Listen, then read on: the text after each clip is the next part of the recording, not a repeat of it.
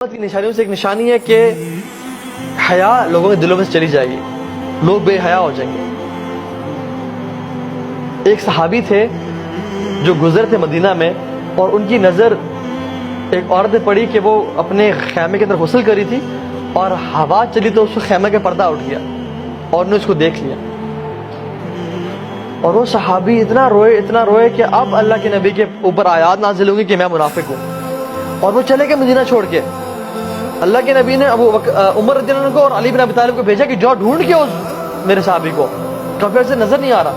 تو انہوں نے مدینہ میں ڈھونڈا، نہیں ملے، مدینہ کے باہر گئے تو لوگوں سے پوچھا جو بکریاں چڑھاتے تھے کہ ہاں ایک نوجوان شخص ہے جو سارا دن اوپر پہاڑیوں میں ہوتا ہے، رو رہا ہوتا ہے، اور واپس آتا ہے، بس ہم کچھ اسے دودھ دیتے ہیں پھر وہ چلا جاتا ہے، اور سارا دن رو رہا ہوتا ہے۔ تو ان کے پاس آئے، جب اسے گئے تو وہی صحابی تھے، اور پکڑا اٹھایا، انہوں نے کہا کہ اللہ کے نبی کے وہ روئے کہ مجھے نہ لے جاؤ، میرے پہ منافقت کی آیات نازل ہو جائیں گے کہ یہ شخص اس نے عورت کو دیکھ لیا، حالانکہ اللہ کے نبی کا دور ہے، میں صحابی ہوں۔ اور وہ اللہ کے نبی کے پاس گئے اور رو کے وہ اتنے ویک ہو چکے تھے کہ وہ موت کے قریب تھے، حتیٰ کہ وہ بہتر مرگ پہ تھے۔ تو اللہ کے نبی سے تم کیا محسوس کرتے ہو؟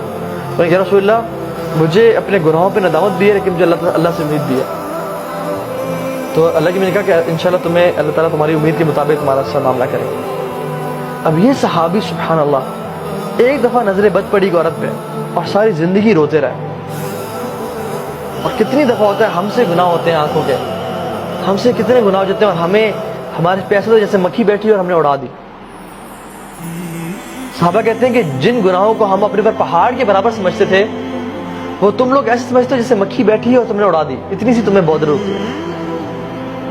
اور ہم ان کو لگتا تھا کہ ہمارے پر پہاڑ ہے کہ وہ کبھی گر جائے گا، سبحان اللہ۔ اور ہم اتنے ڈیسینسٹائز ہو گئے ہیں برے دیکھنے پہ کہ اب تو پتہ ہی نہیں چلتا۔ جیسے انسان واش روم میں انٹر ہوتا ہے نا تو اسے بدبو محسوس ہوتی ہے، 10 منٹ 15 منٹ بیٹھے رہے نا پھر اسے بو آنا ختم ہو جاتی ہے، وہ ڈیسینسٹائز ہو جاتا ہے۔